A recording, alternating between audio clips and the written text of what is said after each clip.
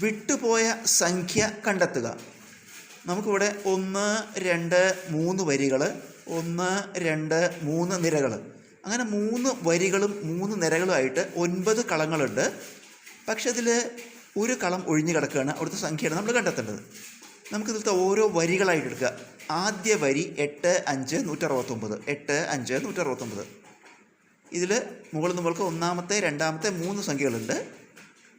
അതിലത്തെ ആദ്യത്തെ 2 സംഖ്യകൾ, മുകളിൽ നമ്മൾക്ക് ആദ്യത്തെ 2 സംഖ്യകൾ കൂട്ടി നോക്കുക.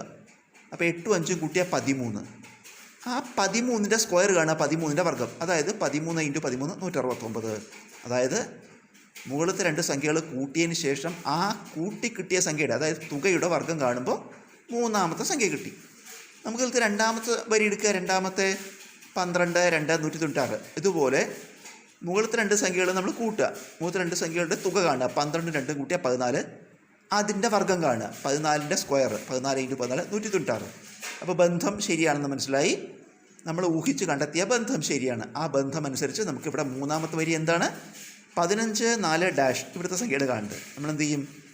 മുകളിലത്തെ 2 സംഖ്യകൾ കൂട്ടുക. 15 4 കൂട്ടിയാൽ 19. ആ 19ൻ്റെ സ്ക്വയർ കാണണം, 19ൻ്റെ വർഗ്ഗം. 19 × 19, ഉത്തരം 361.